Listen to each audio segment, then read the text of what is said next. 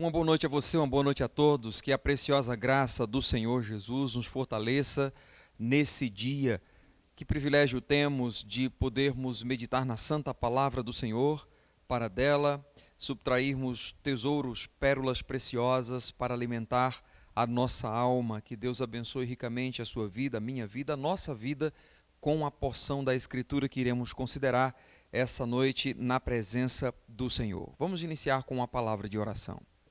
Nosso Deus, nós queremos te agradecer pelo privilégio que temos de te conhecer e de te servir. Nós te damos graças, ó soberano Senhor, pelo seu cuidado, pela sua providência. Nós te damos graças porque o Senhor renovou as suas misericórdias esse dia e nós te agradecemos por isso. Obrigado por te conhecer e te servir. Obrigado pela liberdade que temos de podermos ir às Escrituras e meditar nas mesmas, para podermos viver de modo agradável ao Senhor. Consagramos esse tempo de estudo da sua palavra, oramos consagrando a Ti em nome de Jesus. Amém. Certa vez, uma criança que amava pizza, ouviu de sua mãe que aquela noite seria a noite da pizza. Aquela criança então ficou bem ansiosa, almejando chegar à noite e logo ter o seu bom pedaço de pizza sobre a mesa. Então, no finalzinho da tarde, a mãe começou a preparar a massa, preparando a refeição para mais tarde, para a comunhão da família. E então a criança se aproximou e disse: "Mamãe, a pizza já está pronta?" E a mãe então disse: "Não, meu filho, ainda não, tenha paciência." Não passou os 5 minutos, a mãe ainda estava amassando a massa, e então a criança perguntou: "Mamãe, já está pronto?" E a mamãe então respondeu: "Não, meu filho, ainda não, mamãe começou agora, tenha paciência." Daqui a menos de 5 minutos, novamente a criança se aproximou e perguntou: "Mamãe, já está pronto?" E a mamãe então, já ficando chateada, disse: "Meu filho, ainda não, tenha paciência, quando estiver pronto, mamãe chama." Daqui a mais 5 minutos, a criança volta novamente com o mesmo questionamento. E agora a mãe esbraveja e disse: "Quantas vezes eu vou dizer a você que tenha paciência?" Então aquela criança, com um ar de ingenuidade, baixou a cabeça por um pouco, depois fitou seus olhos em sua mãe e perguntou: "Mamãe, o que é paciência?" Queridos, esse é um pedido que todos nós temos feito nesse tempo. Dá-me paciência. Na verdade, esse é um pedido comum nos lábios de muitos, não só agora, é algo que faz parte do nosso cotidiano. É uma mãe para com o filho, é um empregado para com o patrão, ou o patrão para com o empregado, uma esposa para com o marido, um marido para com a esposa, é um professor para com os seus alunos, é alguém para com o seu vizinho, um motorista para com outro motorista barbeiro no trânsito, e diversas ocasiões outras nós necessitamos de paciência. E vez por outra, essa expressão está nos nossos lábios em termos de apelo: "Ó Deus, dá-me paciência." Fato é que comumente somos impelidos e exigidos a exercer a paciência, mas muitas vezes nós falhamos no exercício da mesma. Vez por outra nós esbravejamos, expressamos a nossa revolta para com dada situação que nos envolvemos, seja com o nosso cônjuge, seja com o nosso filho, seja no trabalho, seja na rua. Diversas ocasiões perdemos a nossa paciência. Todos nós, na verdade, temos essa terrível potencialidade para perder a paciência diante de circunstâncias que enfrentamos. E por que não dizer que todos nós temos a potencialidade, se é que já não perdemos, a paciência diante do atual cenário que vivemos. Diante dessa conjuntura que estamos inseridos, nesse tempo de quarentena, eu diria que paciência é uma virtude necessária, é uma conduta indispensável, um padrão de ação sobremodo importante para a nossa vida, por que não dizer importante mesmo para a nossa fé. Diante disso, então, seguindo a nossa série de mensagens em guarda, hoje nós vamos falar sobre guardar a nossa paciência. Em guarda, guardando a nossa paciência. Abra sua Bíblia para o livro de Tiago. Em Tiago, capítulo 5, nós leremos o parágrafo que inicia-se no versículo 7. Tiago, capítulo 5, verso 7, a palavra do Senhor diz assim: Sede, pois, irmãos, pacientes até a vinda do Senhor. Eis que o lavrador aguarda com paciência o precioso fruto da terra, até receber as primeiras e as últimas chuvas. Sede vós também pacientes e fortalecei o vosso coração, pois a vinda do Senhor está próxima. Irmãos, não vos queixeis uns dos outros para não serdes julgados. Eis que o juiz está às portas. Irmãos, tomai por modelo no sofrimento e na paciência os profetas, os quais falaram em nome do Senhor. Eis que temos por felizes os que perseveraram firmes. Tendes ouvido da paciência de Jó, e vistes que fim o Senhor lhe deu, porque o Senhor é cheio de terna misericórdia e compassivo. Que Deus aplique esta porção da sua palavra em nossos corações. Irmãos, essa é uma exortação maravilhosa que Tiago propõe aos seus leitores e, por conseguinte, também a nós. Uma exortação, eu diria, bem pertinente para o atual momento que vivemos. Sermos pacientes até a vinda do Senhor é a exortação das Escrituras para a nossa meditação. Agora, uma pergunta inicial que nos ajuda na prática dessa exortação que Tiago nos confere é: o que é paciência?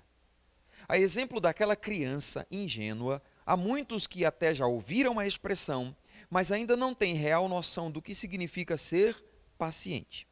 O dicionário de português define paciência como sendo virtude de boa conduta que faz alguém suportar algo sem perder a calma.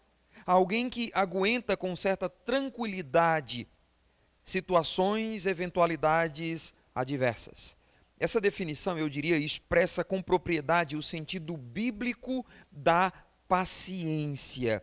É uma virtude ou conduta que faz alguém suportar algo sem perder a calma, que aguenta com certa tranquilidade eventualidades adversas. Infelizmente, há muitos que atribuem à paciência status que não lhes são pertinentes ou significados precipitados quanto ao que de fato encerra a paciência. Por exemplo, paciência não é, como alguns querem atribuir, conivência com o pecado. É alguém dizer: eu sei que aquela pessoa está em pecado, mas tudo bem, eu tenho paciência com ela. Ou alguém que esteja desenvolvendo uma vida de rebelião contra Deus, contra as Escrituras, cometendo o pecado ou na prática do pecado no seio da igreja, e nós, enquanto igreja, não corrigirmos. Bem, isso não é paciência, isso é cumplicidade. Isso é cumplicidade com o pecado. Paciência também não é tolerância com o pecado. É uma criança desobediente que os pais ficam passivos e não corrigem a desobediência da criança, e alguém de fora pode olhar e dizer: como esse casal é paciente? Na verdade, isso não é paciência, é passividade diante da desobediência. A paciência também não é uma atitude recatada por fruto de timidez. Sabe aquela pessoa que é introspectiva? Sabe aquela pessoa que fica calado diante de muitas circunstâncias, que leva alguém a dizer dele: rapaz, fulano tem a paciência de Jó. Calado, sossegado, tranquilo. Não se engane. Há pessoas tímidas que até se portam sossegadas, mas explodindo por dentro, e que possuem um nível de tolerância bem baixo, e quando explodem, sai de perto.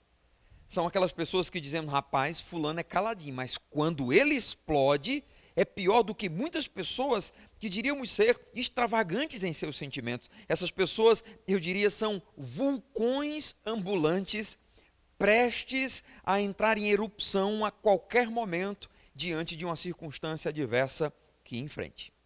Nesse parágrafo, se você está com a Bíblia aberta, em Tiago capítulo 5, versos de 7 a 11, a palavra traduzida por paciência, ela aparece pelo menos 5 vezes e encerra em seus sentidos ideias que eu diria nos ajudar em definições práticas sobre o que é a paciência e como devemos desenvolvê-la em nosso dia a dia.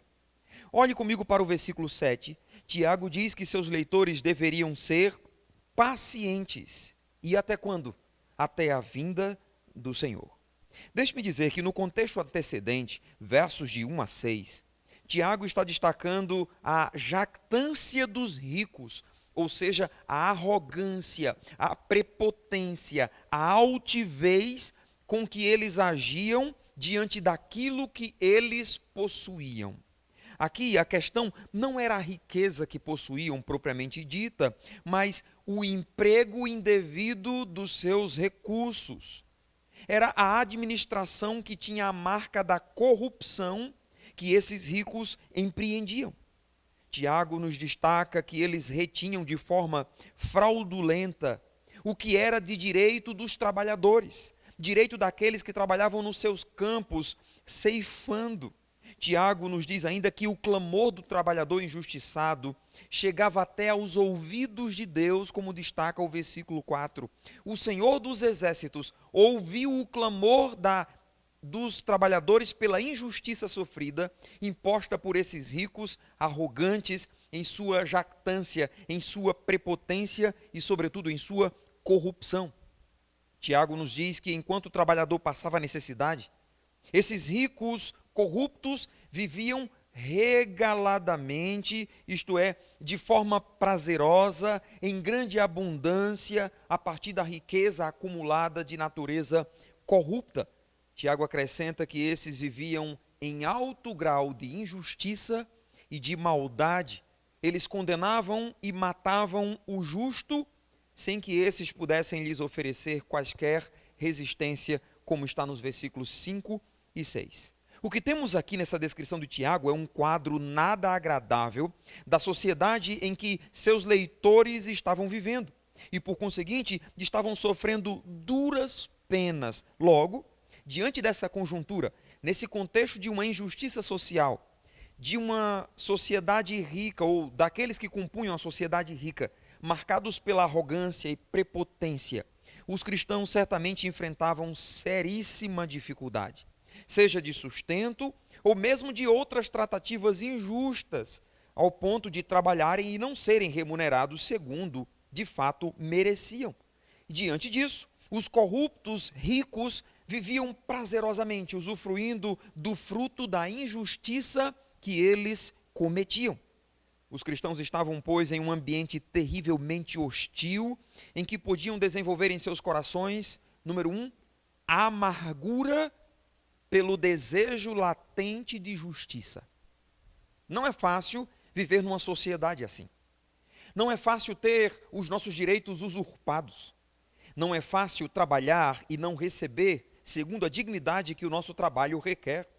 Não é fácil ver aqueles que enriquecem de forma ilícita, fundamentando o que possuem tão somente de forma injusta, tirando daquele que é necessitado. Bem, assim eram os cristãos naquela sociedade em que Tiago está escrevendo. E isso poderia conduzi-los a uma amargura diante de um desejo latente de que a justiça fosse estabelecida. Note que o senso latente de que os corruptos paguem devidamente o preço de sua corrupção é algo extremamente comum. Isso é pertinente a nós? Será que vivemos em alguma medida de semelhança com aquela sociedade que Tiago está denunciando dos versos 1 até o verso 6? Eu responderia de forma positiva dizendo, claro que é. Nós vivemos nos últimos anos um quadro de corrupção simplesmente terrível em nosso país. Quem de nós já não se viu revoltado diante do roubo, dos desvios, dos escândalos patrocinados por políticos e empresários corruptos na Operação Lava Jato? E antes dessa, outras operações mais, batizadas com outros nomes, nós fomos informados. E a questão não é só a nossa revolta. A questão é o prejuízo que a sociedade como um todo sofreu em nosso país. A desassistência nas mais diversas áreas, em virtude da corrupção e do desvio de recurso público, foi terrível. Quantas vidas foram ceifadas por causa da precariedade do SUS, o Sistema Único de Saúde? Quantas crianças deixaram de ter uma refeição de qualidade por causa daqueles que desviaram o recurso destinado para a merenda na escola pública. Quantas crianças deixaram de ser beneficiadas? Não há até aqui, graças a Deus por isso, nenhuma denúncia de corrupção no atual governo. É um alívio que já vai aí pouco mais de um ano, graças a Deus por isso. Mas aí veio o coronavírus e o que temos em nosso cenário atual? Homens maus, regidos pelo argumento de estarem defendendo a sociedade. Aparentemente, diríamos, estão usando a oportunidade para fins políticos, ideológicos, isto é, para promoverem sua visão, em detrimento de minar os que estão no poder, talvez para voltarem às oportunidades que tinham antes de enriquecerem de forma ilícita. Sabe, irmãos, para esses, tudo não passa de um jogo político em que se tem que aproveitar a oportunidade. E se a oportunidade veio, pois, desta forma, eu tenho que fazer bom uso, é o pensamento do homem mau. E nesse jogo, nós, servos de Deus, e a sociedade como um todo, sofre diante da arrogância, do egoísmo, da prepotência desses homens maus. E tudo isso, certamente gera em nós uma revolta, um senso de revolta, um anseio, um anelo por justiça está presente em nosso coração. Isso pode nos conduzir à amargura. Bem, esse era o contexto em que os leitores de Tiago estavam vivendo. E eu diria, há muito de semelhança com o contexto atual em que estamos vivendo. Além de serem vendidos à amargura, como nós podemos sermos vendidos à amargura, um outro elemento que aqueles cristãos poderiam desenvolver, e nós também, é o desânimo diante da injustiça sofrida. Eu diria que muitos de nós já estamos saturados diante de tudo o que temos passado.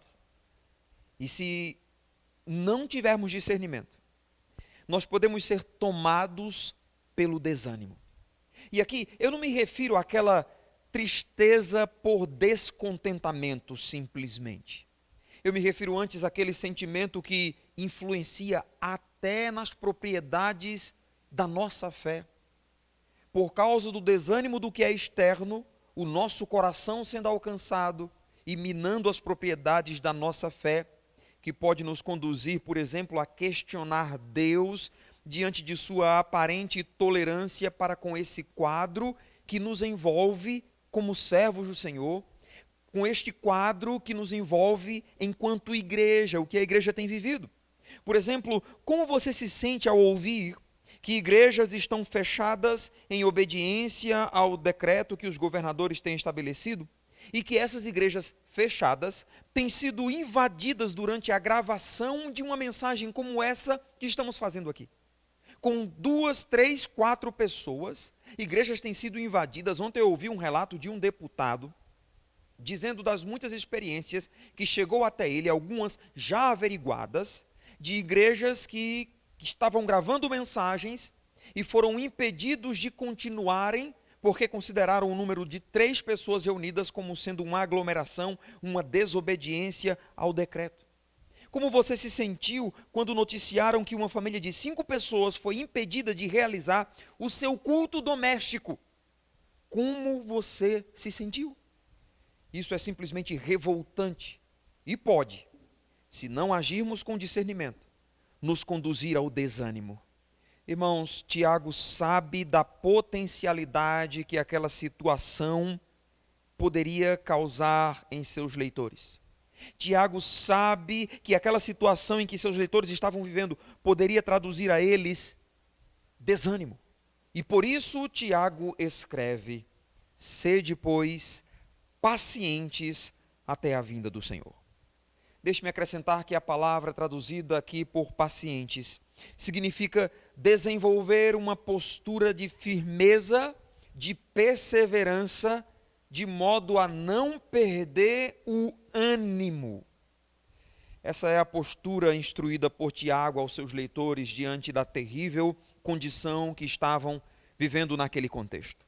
Irmãos, assim como eles, nós também somos chamados a permanecermos firmes. Também somos conclamados a guardar a nossa paciência, a perseverarmos, a não perdermos o ânimo por causa da atual conjuntura em que estamos passando nesse tempo. Irmãos, nós não podemos nos deixar envolver pela amargura, nós não podemos nos deixar envolver pela ira, não podemos deixar nos envolver pelo desânimo. Lembremos que a ira do homem não produz a justiça de Deus.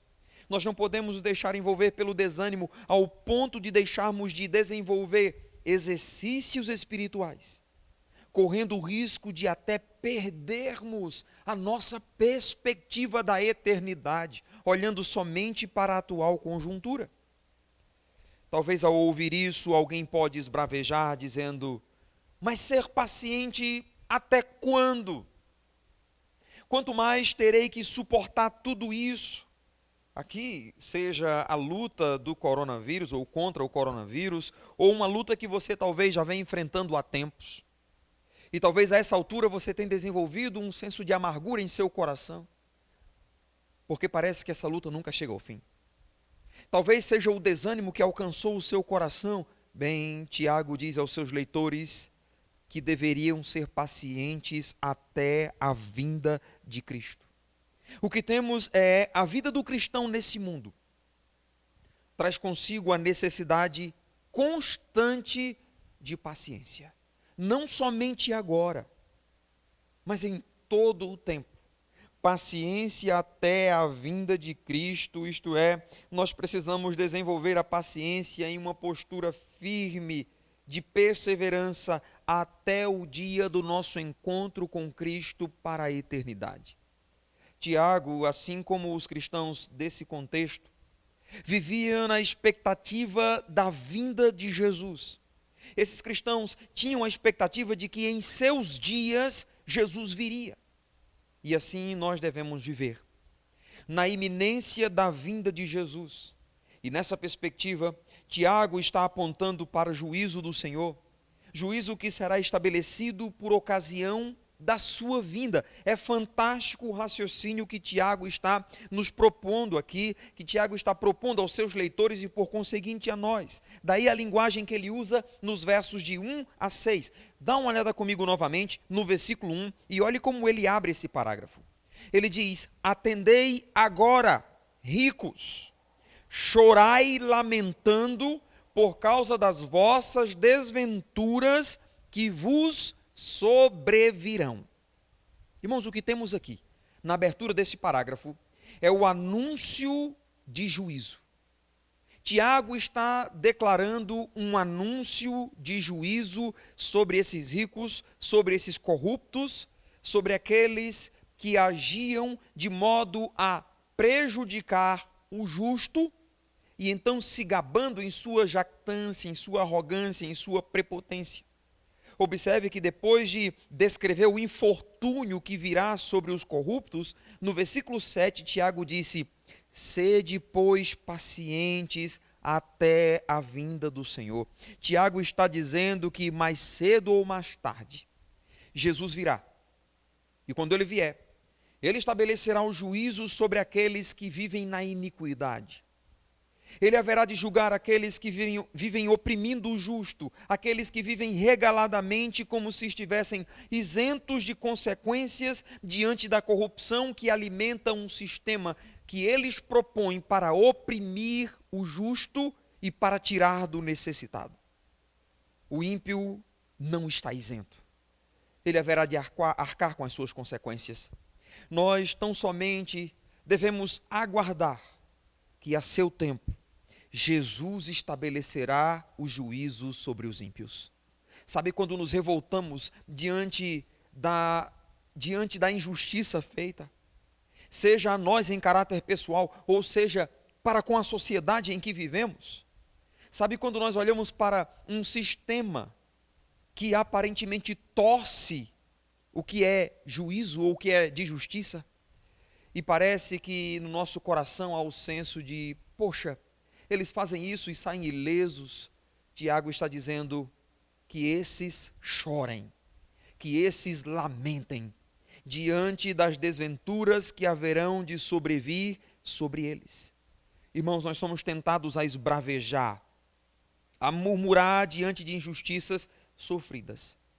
Mas note que paciência envolve perseverar. Perseverar bravamente ao sofrer infortúnios e ao sofrer aborrecimentos. Isso é imitar a postura de Jesus. Eu quero repetir isso para fins de ensino, para fins didáticos. Ser paciente envolve perseverar bravamente, mesmo sofrendo infortúnios e aborrecimento, porque isso é imitar a postura de Jesus. Por exemplo, em 1 Pedro 2, verso 23, Pedro diz que Jesus, quando ultrajado, não revidava com ultraje, e quando maltratado, não fazia ameaças, mas entregava-se àquele que julga retamente. O nosso problema é que, por vezes, o nosso senso latente de justiça nos faz querer agir no lugar de Deus. Nos faz querer sermos vingadores. Ah, se pudéssemos. Talvez eu e você já fomos tentados a desejar que alguns corruptos pegassem coronavírus. Talvez a sociedade poderia descansar melhor diante do tumulto que alguns estão fazendo. Mas isso não compete a nós. É de competência do Senhor. Eis a excelência da paciência. Sabe qual é a excelência da paciência? É suportar as ofensas e as injúrias de outros sem fazer ameaças, entregando-se a Deus que julga retamente. Foi esse o padrão que Jesus nos traduziu. Uma das ideias da palavra traduzida aqui por paciente em Tiago 5, verso 7, que eu diria precisa ser considerada, é que ser paciente é ser longânime, é ser tardio para se irar, tardio para buscar a vingança. Aqui fala de um prolongar do refrear da ira, um prolongado refrear da indignação, isto é, um prolongado refrear do adotar uma postura marcada pela ira, pela raiva. Em termos mais simples, nós somos chamados a desenvolver uma postura que vai na contramão do que se denomina de pavio curto. Muitas vezes é assim que somos, pavios curtos. Mas nós somos chamados como servos a irmos na contramão de tal postura. Nesse sentido, ser paciente, eu diria, é a virtude de manter o controle emocional equilibrado, é ser paciente ao ponto de não perder a calma ao longo do tempo, evitando assim prejuízos advindos de uma postura inconsequente. Se eu não tenho essa paciência, eu perco o controle emocional.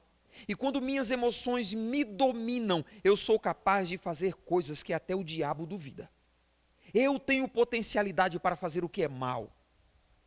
Se eu perder, ou se eu deixar de guardar a paciência, eu sofrerei prejuízos advindos de uma postura inconsequente.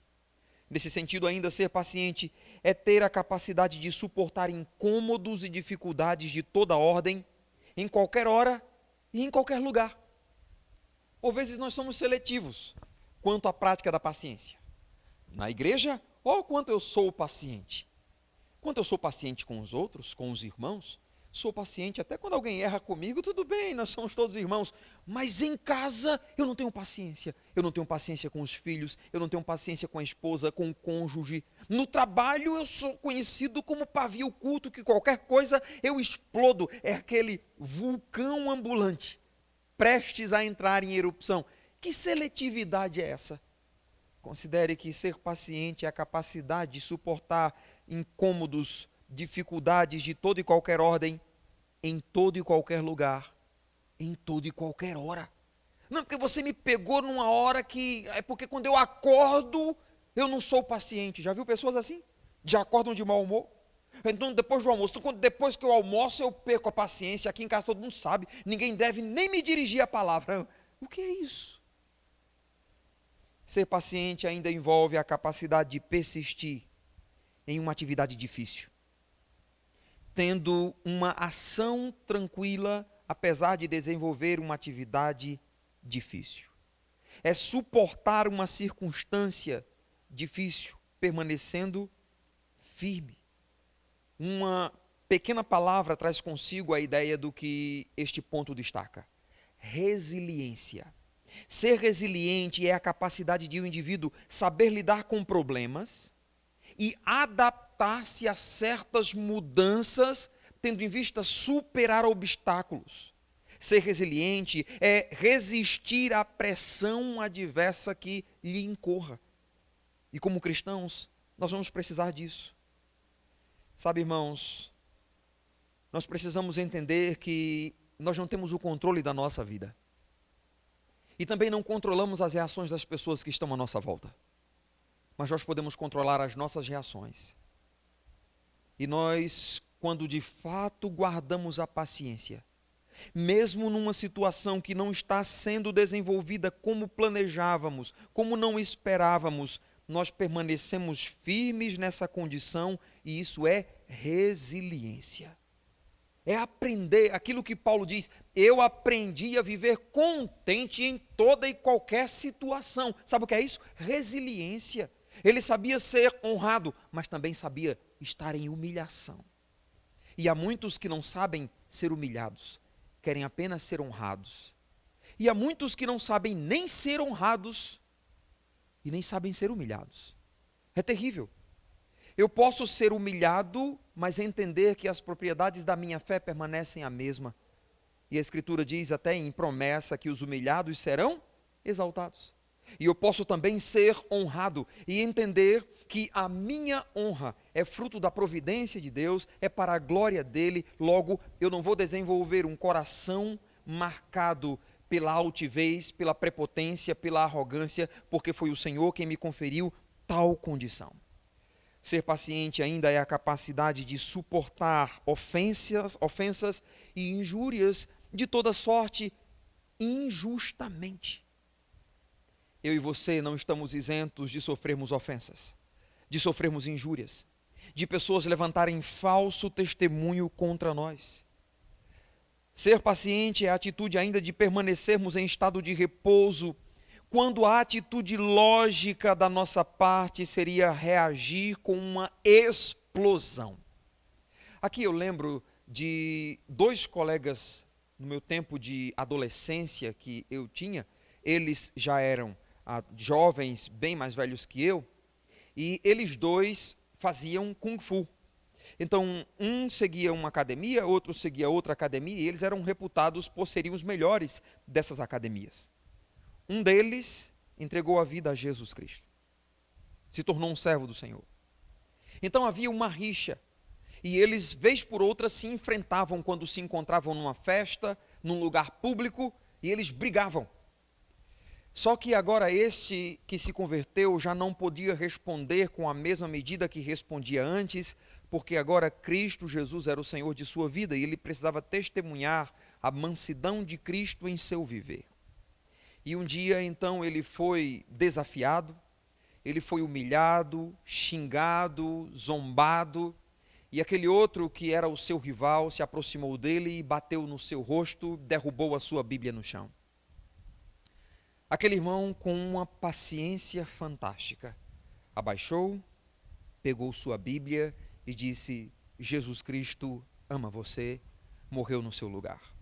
O seu rival novamente bateu no seu rosto, derrubou a sua Bíblia no chão, o empurrou, ele se abaixou, pegou a sua Bíblia e disse: Jesus ama você e morreu no seu lugar.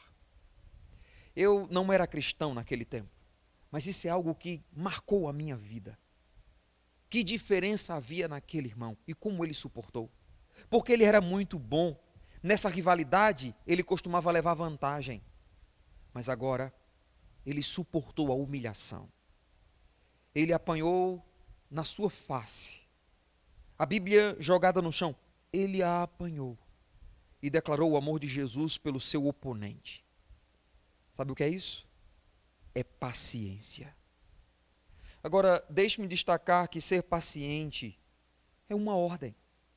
Observe o modo desse verbo traduzido por paciente aqui, é imperativo. Logo, quando Tiago diz sede paciente, ou sede pacientes, Não é uma escolha que eu posso optar ou não. Então alguém pode dizer, mas eu não consigo. Bem, às vezes temos a tendência de dizer isso. Mas o verbo ou a voz verbal, a voz desse verbo, nos ensina uma lição preciosa. A voz desse verbo é ativa. Sabe o que significa?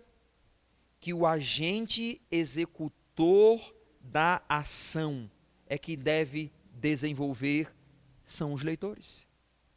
Tiago diz, sede pacientes, competia a eles. Eles eram os agentes executores da ação da paciência. Então, quando você disser, ó Deus, ou quando fizer esse pedido, dá-me paciência, você precisaria considerar que, segundo Gálatas capítulo 5, verso 22, paciência é fruto do Espírito. Deus já implantou em você a paciência quando você recebeu o Espírito Santo. O que você precisa é exercer, é praticar. Então, nesse sentido, talvez o que eu e você precisamos é pedir graça para colocarmos em prática a paciência que já nos é inerente por causa do Espírito Santo. Irmãos, por que sermos pacientes? Razões práticas para isso. Eu diria que precisamos ser pacientes, porque a impaciência gera estresse. Já prestou atenção nisso? E vivemos um tempo de grande estresse, de pessoas desenvolvendo doenças de caráter psicossomáticas por causa de estresse, de pessoas desenvolvendo enfermidades de ordem física por causa do seu estresse. São pessoas que desenvolvem a insônia, são pessoas que desenvolvem a alopécia, perdem todos os cabelos, desesperados, estressados, e outras mazelas mais. A impaciência também gera animosidade. A animosidade fala de uma aversão persistente. Alguém que age, via de regra, com antipatia. Tem gente que é tão estressado que ninguém pode chegar perto. Parece que sempre está chupando um limão. Parece que sempre vai desenvolver uma tratativa grosseira para com aqueles que se aproximam dele. A impaciência também gera frustração. Quando ficamos muito impacientes e as coisas não funcionam como nós queremos e nós não temos o controle disso, nós ficamos frustrados. Aí o nosso coração adoece, porque a Bíblia diz que a esperança que se adia faz adoecer o coração. A impaciência também produz precipitação. Você lembra de Saul, que recebeu a ordem de Samuel dizendo, espere, daqui a 3 dias eu vou me encontrar contigo e juntos ofereceremos sacrifício.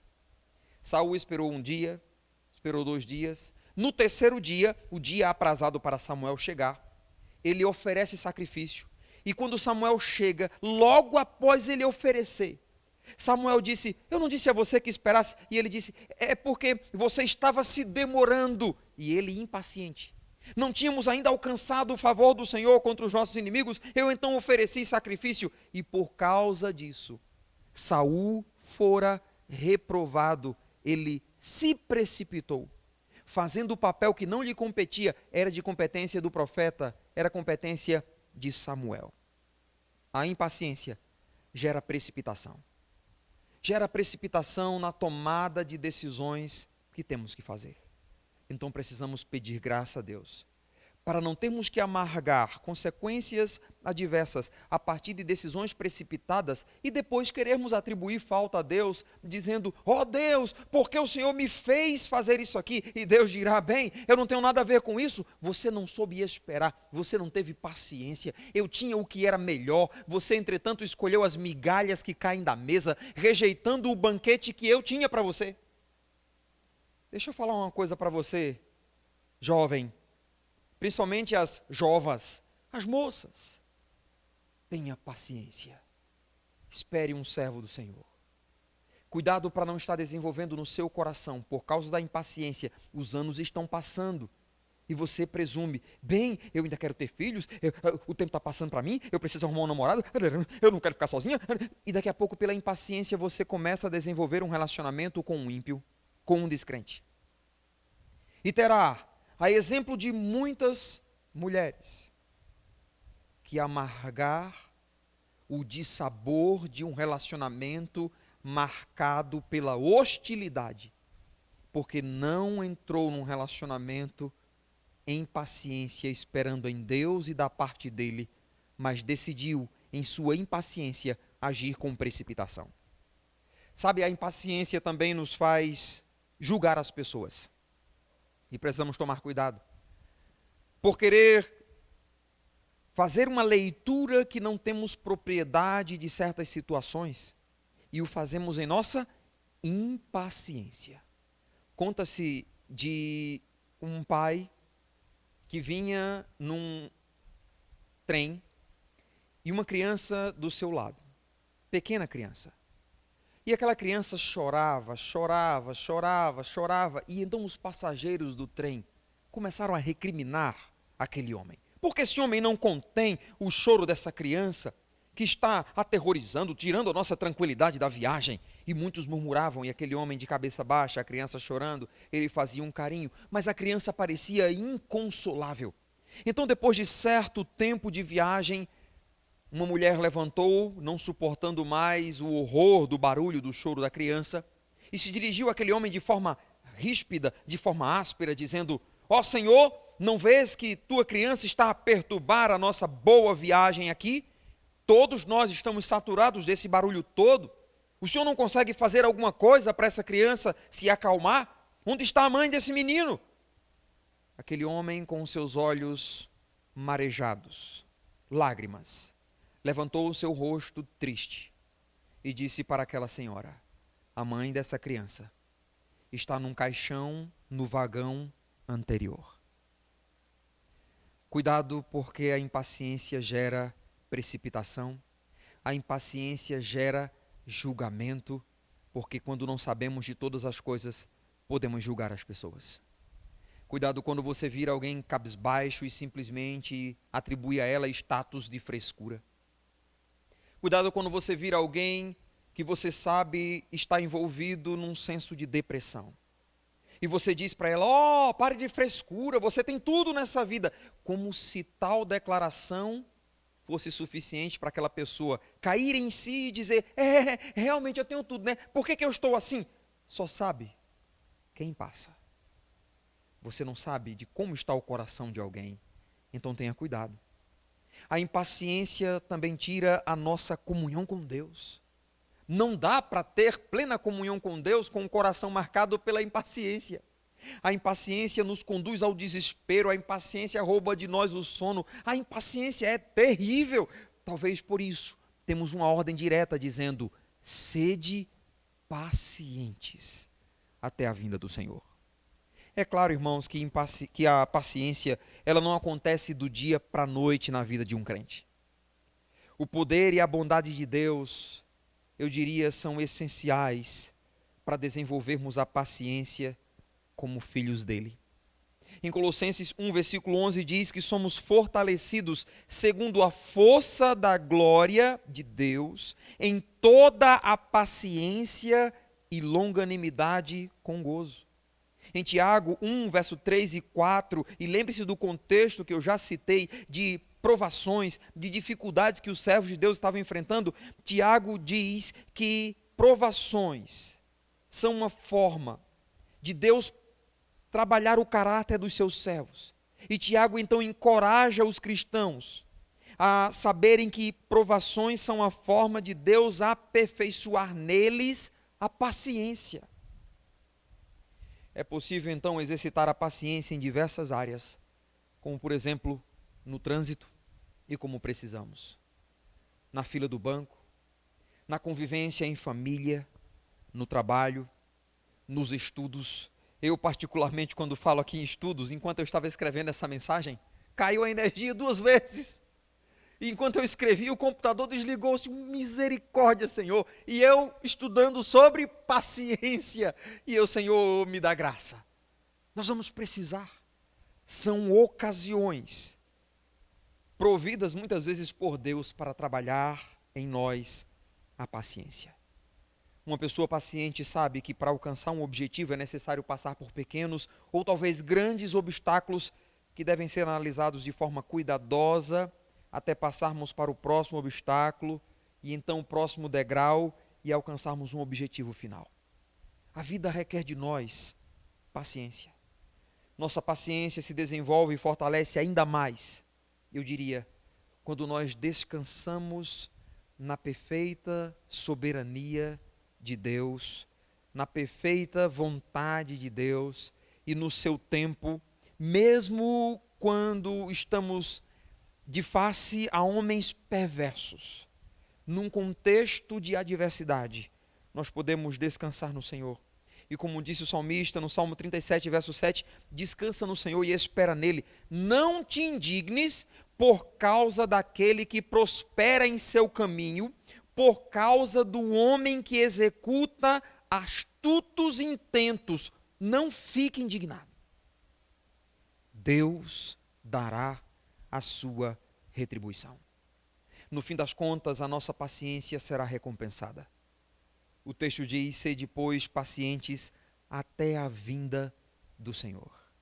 Permanecer firme, irmãos, é um dever que temos na paciência. Então permaneça firme, não desanime, persevere, guarde o seu ânimo. Não esmoreça diante da luta que se estende, diante da injustiça sofrida. Quando Cristo vier, tudo isso passará. Quando Cristo vier e nos tomar para si, concluindo, irmãos, nós já não seremos mais limitados de nossa comunhão enquanto congregação. Nós não mais teremos que gravar mensagens assim, nem fazermos lives, nem falar por rede social outra, porque todos estaremos juntos. Quando Cristo vier, já não sofreremos mais injustiça de homens corruptos. Não viveremos em uma sociedade onde esses corruptos prosperam. Quando Cristo vier, já não sofreremos mais a insensatez de um cônjuge tolo sem temor a Deus que alguns enfrentam. Quando Cristo vier, já não sofreremos mais a rebeldia de um filho insensato que não quer dar ouvidos aos pais. Quando Cristo vier, já não sofreremos a inveja e falso testemunho de alguém que nos calunia, tendo em vista nos fazer o mal. Quando Cristo vier, já não sofreremos as limitações oriundas de uma enfermidade crônica, já não haverá dependência medicamentosa. Nossos medos e traumas terão ficado no passado. Quando Cristo vier, tudo isso terá passado. Até lá, paciência. Paciência, irmão. Paciência até a vinda de Cristo. Em breve, nos encontraremos com o nosso bom Senhor para a eternidade. E em breve, Ele julgará este mundo vil e trará à lume toda a corrupção do coração humano. Que Deus aplique esta meditação em nossos corações.